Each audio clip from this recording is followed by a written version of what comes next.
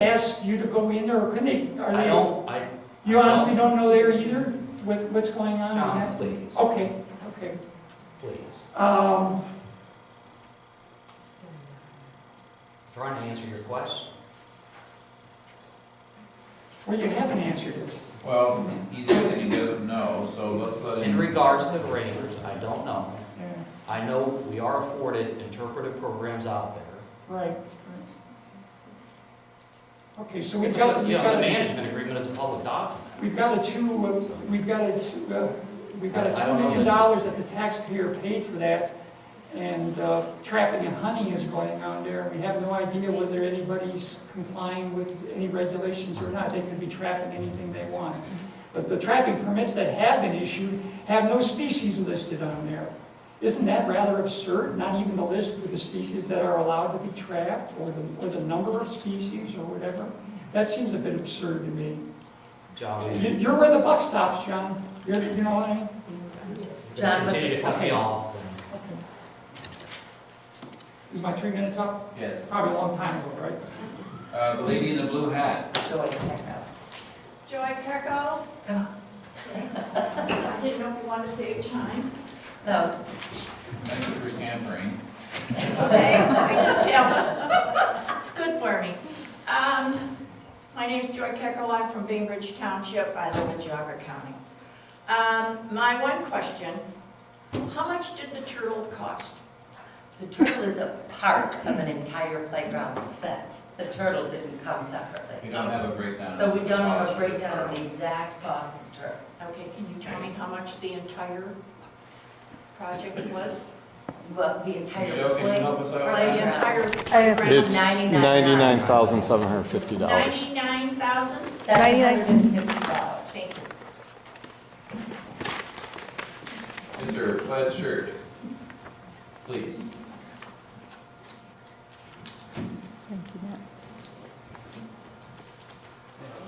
These Yes, sir. I'm very shy, so I don't speak well in front of people. And well, so far. I am Phil Gingrich Oh, from Middlefield, and I am the one responsible for writing up almost all the management plans for the Park District since, but I've been retired about 12 years now. And I think that it was by Mary Ruth's description of me, or my management plan, that it's a little bit misinterpreted.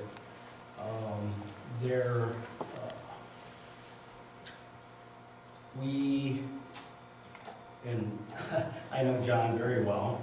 I hired John to work for me, and we actually did some of our own trapping, but it was for a nuisance animals only. And Were beavers considered nuisance animals? they were, but I have to say that there was only one, forgive me, you know, it's been a long time. So my memory's not as sharp as it used to be, you know. It's like when you get over 50, you learn something new every day, but you forget 5 other things. But anyway, there was instance where we hired nuisance trappers for beaver shoot, I can't even remember the name of the road, but for Bass Lake area. And I think that might have been the only place. But John and I did our nuisance trapping for muskrat at other areas that were deemed necessary by us, or by me, I should Did say. you have any involvement with muskrat trapping at the lake there at Bass Sand? On that big dam? Or was that after you retired? I don't really, honestly, I don't remember. John, did we? Yeah, I honestly don't remember that, but I don't think so. I remember nuisance trapping at, for muskrat at Beartown. So, to control the beaver, but I don't remember the other one, or the other places. However, the point I'm trying to make is that it had to be deemed totally necessary before we trapped. And By the board or by the staff? by staff. Well, actually, the Army Corps of Engineers, because there's rules that are, that you have to manage your dams. And muskrat and beaver can destroy those. However, we did, or I did, or managed so many places to, probably about 3 minutes, but there's so many places to control the beaver population or the flooding with other structures before we trapped. I mean, we got very creative in doing different piping systems and agridrains and stuff to control the flooding so they were not a problem. And so we avoided trapping whenever possible. However, at Burton Wetlands, there were some problems, and actually I think John probably helped me on this, or some of my seasonals helped me on this, to come up with very creative devices so that the road would not flood, so that we did not have to trap the beaver, because we felt, or I felt, and feel, that they're a very important part of our ecosystem. And so I guess my whole point is that you only trap when you absolutely have to, and there has to be proof that there is structural damage to infrastructure or the ecosystem. And I just don't, I guess I don't, and forgive me, John, but I really am opposed to trapping of Burton Wetlands, because I have not Unless it seen. does one of those two things. Pardon? Unless it does one of the two things that you've indicated. Right, but I still visit the property on a daily, almost a daily basis. So, I just, and I'm also the one that created, the deer management, not deer management, but the, I'm trying to think, the research on deer management, and we put deer exclosures up in a lot of parks to see if there was actually a deer browse problem. And those structures still exist in most of those parks. And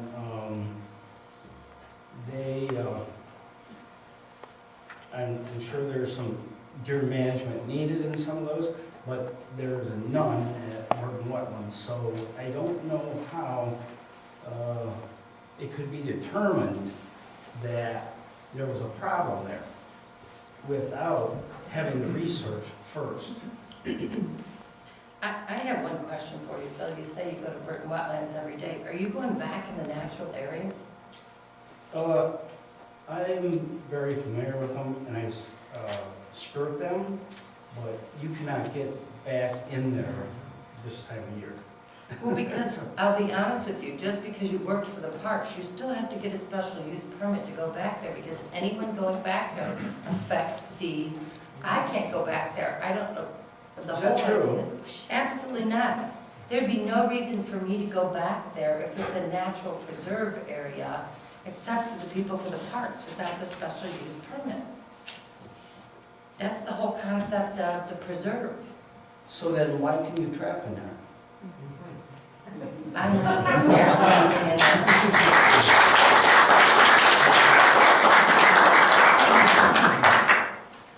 And let's be honest, of the trapping that was the trapping awarded this year for Burton Wetlands, he did not trap at all, correct? He didn't, but the permit did exist, and, you know, I admitted that was an oversight. And let me just provide some perspective on trapping in general, and then we're well over my time.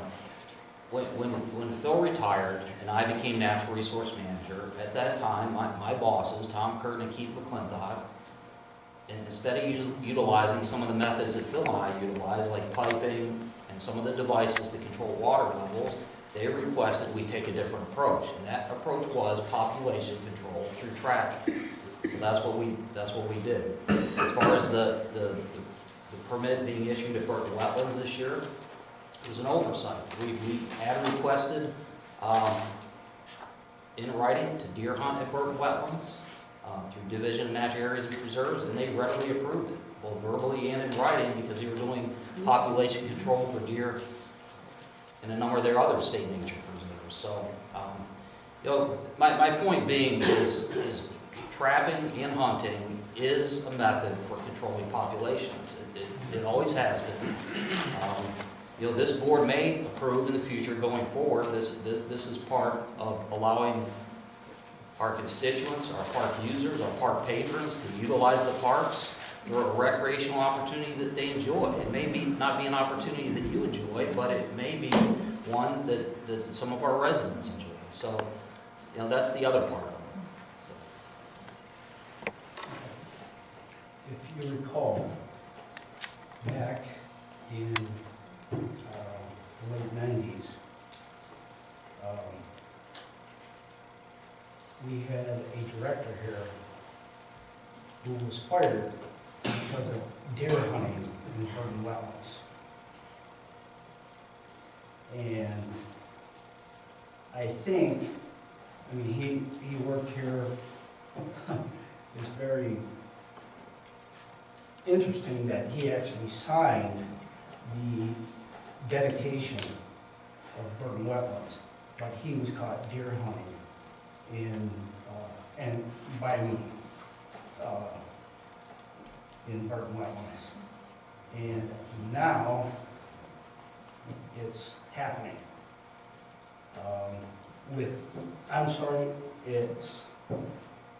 I just think that there has to be more studies done to prove that it's necessary. And I have not seen that at Burton Wetlands, and I visit every park constantly. And I just want to set the record straight, because you brought up my name Now I 2 board meetings in a row, and I have done most of the management plans in this park. And I'm sorry I'm not a public speaker, but I just want to set the record straight that there's a lot more thought that goes into it.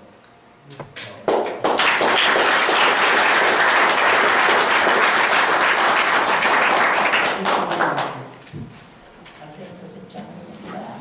And then this is it, and then we'll go into executive session. One minute. Thought it's basketball game here. My name is Joe Sweet. I'm a Munson Township resident, live in the Bass Lake community. I used to be the president of the trustees of the Bass Lake community. Now I'm just a resident, but speaking on behalf of my family, we love what you guys have done with the playground. I have 6 kids, and we know of a couple other families with kids as well in the community, and they really enjoy it. Now, granted, Kevin, we don't use it every day. And my daughter does play in the volleyball court in the sand. She's 3.5 years old, which is kind of gross. If she's playing in East Coop, that's a good thought. And so something to definitely consider. But my opinion differs a little bit from Tom's. The backstop, we use it. We love it for baseball and softball. So that's we have a very passionate group in our neighborhood. just want to speak on behalf of my family and a couple others that have kids that have said, hey, Joe, say some good words about the equipment because we're enjoying it.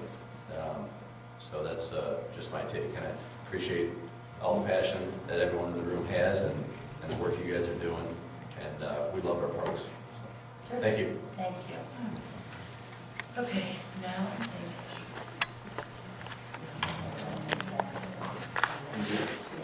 We have one more?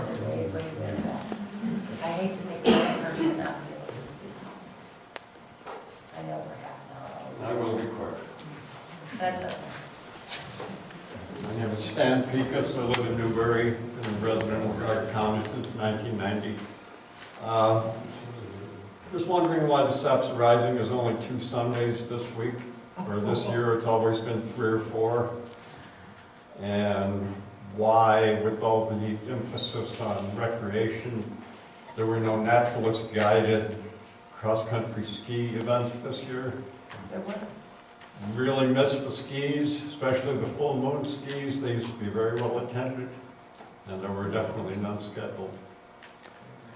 They had one introduction to cross-country skiing for, beginners or whatever. That was the only program I saw. I can speak to the Saps Arising. It was something we had initially talked about 3 and then took it back to 2 based on just programming and where do we want it to be. And it was 2, 3, 2, and initially, ultimately, I made the decision. I said, let's take it back to 2. And I think we may have made the right decision. I hope we made the right decision based on the fact that, we don't have the SAP out there right now. The weather backs you up. I'm hoping the weather backed me up this year. So yeah, 2 just because we made the decision to pack as much as we can into 2. We brought back the horse-drawn wagons this year. And so that's going to be something new in for the 2 weekends. We added that in. That's an additional cost. I try to offset a little bit of that cost. We took it back to 2 weekends.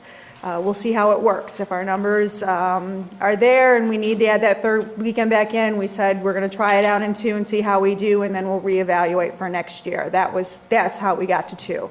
It's a trial basis this year. As far as the cross-country skis, I'll have to check into that, to be honest with you. I wasn't aware that we didn't have any. I know that we really were pushing the snowshoes probably a little more than the At the cross-country. expense of the cross-country ski. Yeah, cross-country skis. You can balance that next year, far better. Yeah, so I mean, that might have been, if we did have one, it might have been cut because of the weather, but I'll have to get your information and get back to you on that, because I didn't know that we had cut them completely out. Will you speak So- to her and give her your contact information? Yeah, that may have been an oversight and something that I'll have to take into and make sure next year we don't miss. But yeah, I know we were pushing those snowshoes, so that could have been an oversight, and Thank you. I'll make sure we Those were the don't only do 2 that. things I was going to comment on, but as I was sitting here for the meeting today, I'm just wondering how many other private agreements there are between the park district and the little groups with their neighborhood parks, or preserves or the private. Are there any others? And everything No. else. Okay, so those are the only 2. We're in the process of doing, Anna's receptionists are doing an exhaustive review of files to see what different agreements are in place. Some of them are conservation easements, some of them are as simple as agreements with the Bass Lake Homeowners Association. So we're in the process of doing that. But is this like the only community one that we have, as far as we know at this moment in time? Not expecting you. I don't know of any with the community. Does that answer your question? We're not aware of any other community Which agreement? is, There are other. Please find out before the next board meeting. yeah, part of the challenge. As far as I know, this is the only community agreement. And And it finally, came with the original property purchase as an agreement, and it's just been extended. okay, thank you. And finally, as I see these nice pieces of paper sitting around, mostly unused, that are going to now go into the recycling bin, hopefully, it would seem that they could maybe be available in one pile for people that come in. If they want them, they can take them, rather than have them for 100 chairs and 50 don't get used. Thank you very much. Thanks, we could always make more or less.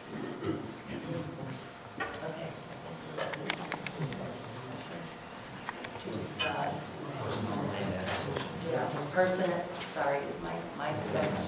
I so moved.